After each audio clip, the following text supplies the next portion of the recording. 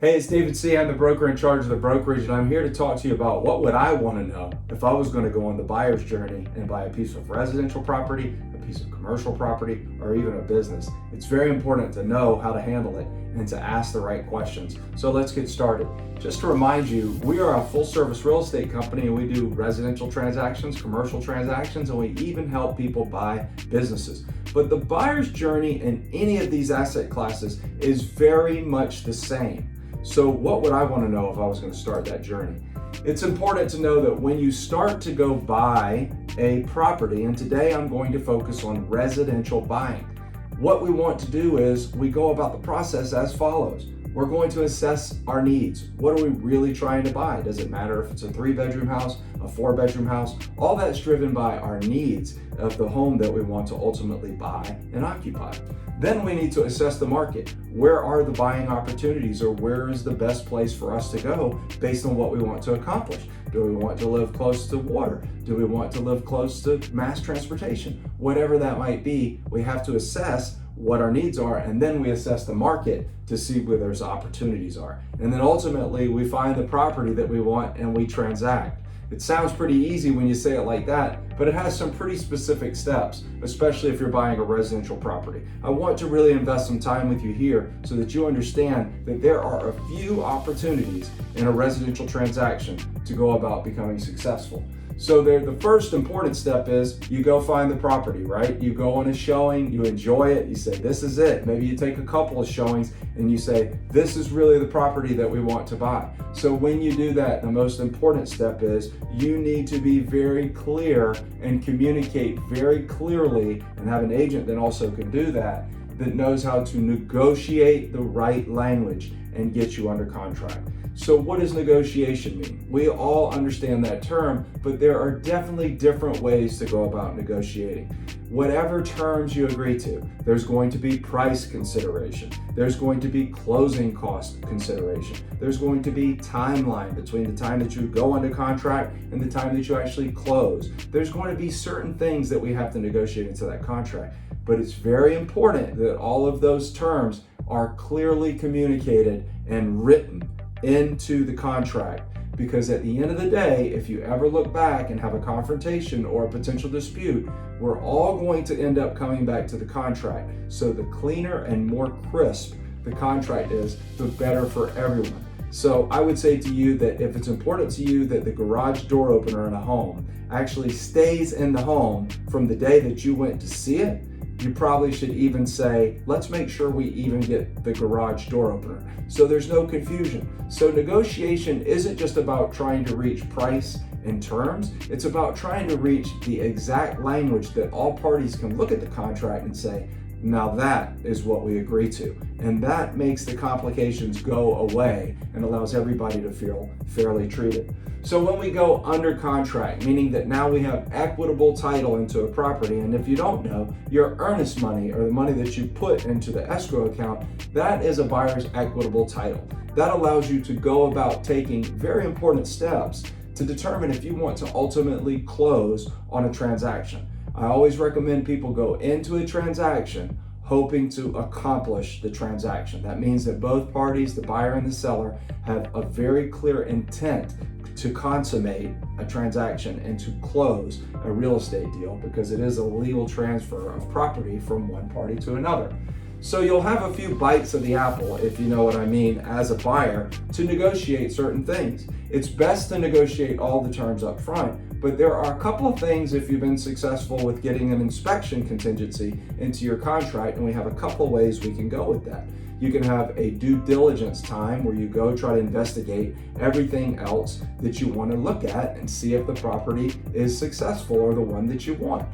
I recommend, and I like to see a lot of people recommend, the repair process, because that just allows the buyer to look under the hood of the house, look at all the different things they want to look at, and to have the opportunity to speak to the seller about getting the home in the best transfer status possible. Meaning, if the air conditioning is not working properly, we would all like to have a nice working air conditioning. That's how we try to tell people to treat other people. Who wouldn't like to have an air conditioner that works? So if we have some problems with the air conditioner, let's see if we can go ahead and get those fixed before closing and agree to who might be responsible for paying that. So the inspection opens up the opportunity for us to work on repairing the property and getting everybody happy with the conditions. So the main things we always want to know is, it's kind of like Maslow's hierarchy of needs. We don't want to be sitting around sleeping in the wet, right? So we want to know that our roof is not going to have leaks. We also want to know that our plumbing is not leaking anywhere within the house. We want to make sure that the HVAC is not leaking somewhere in the house. Moisture inside of property that's not controlled is never a good thing for anyone. It can cause a lot of damage, it can cause a lot of problems, a lot of money, and a lot of heartache. So it's really important that we always think about, is this property in the best dried out condition as it possibly can be? So we go through a series of checklists to make sure that it's done, and we highly recommend you work with a professional, licensed, bonded, and insured home inspector so it can walk you through that whole process. And I highly recommend you go to your home inspection and meet the inspector so you can hear it right out of the inspector's mouth, anything that they've identified in a property that you might want to ask to be repaired or that you care about knowing. Because a report can be very big, it can be very intimidating, it can be very daunting, and it's important that you actually meet with the inspector and hear it right out of the horse's mouth, right? Then when we get down the road and we agree that certain parties are going to repair certain things and we follow those timelines, we also have the opportunity to inspect the property for any termites or termite damage or moist areas that might allow the termites to infest and create some structural problems over the years. It's very important that you have the right people, licensed, bonded, and insured, inspecting the property and giving you the best inspection possible. And then what happens is we have a CL100 document, and that document is something that's going to need to be addressed if there's any concerns on it. High moisture readings, we saw an infestation of termites, all that is going to need to be cleaned up for anybody, especially the bank, if you're getting a mortgage on a property. And we want to satisfy or clear that letter so that everybody can be comfortable. Sometimes what you'll see commonly on that is rain has beat on the bottom of door jambs, door entryways, exterior doors for many, many years. And sometimes we see the bottom of those jambs start to become rather soft, mildewy. Some of them start to fall apart. You know, maybe a homeowner over the years has tried to patch it with some type of product or some type of paint. You really want to clear that mess up because that is a fertile ground for termites to come in and fester. So really it's about addressing and being preventative and proactive to keep those problems from coming on to the next buyer, which is you if you're on the buyer journey. Then we also are going to be concerned about the appraisal value and the funding that goes along, because a bank is going to want to know that they're promising a loan, they're promising a debt against a property that actually has at least the appraised value of the contract. If you don't have the appraised value of the contract, then in our state, we allow the opportunity to further discuss that. The seller, if their price is over the actual appraised value, the buyer has a couple of options. The buyer can walk away if they're not willing to drop the price. They can increase the money that they're bringing out of their own pocket and proceed, or we can go a couple of different ways in the contract. It's always good to stay very closely in contact with the agents and the owners through their agents, if agents are involved, just to make sure that everybody always feels like we're positively moving towards a closing because we have the desire to move to a closing. So if you are on the buyer's journey and you're actually trying to purchase a home, you have a few opportunities to make sure that you are doing your homework in a very organized, step-by-step fashion. But you do that under the help of a legal purchase and sales contract. If you've decided to work with realtors, then you have the ability to walk through those in the state of South Carolina. So just to remind you, we want to negotiate and get under contract and clearly communicate as best we can. And sometimes over communication may seem annoying and obnoxious. It's better to over communicate always than to under communicate. We want to go and get very good inspection reports done, and we can have multiple types of inspections.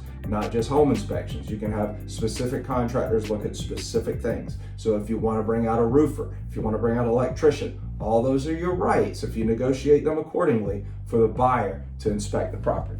Then you want to make sure that you don't have any active termite infestation or any potential wet areas that could be compromised from the structural integrity of the home, that then you might be sad that you actually have a problem. So you want to investigate upfront to protect your interest as a buyer going in. Then you want to make sure that you give all the appropriate information to not only the bank so that you can get approved for your mortgage, but you give everything you possibly can to the bank so they can get it to the appraiser so that you get the best home value as possible, because you, as a buyer, you want to try to use all the bank's money if you've chosen to get a mortgage rather than putting some additional cash into that property. And everybody always wants to feel like they're getting a fair deal. I do too. Everybody should. So it's about making sure that we get a good appraisal as well.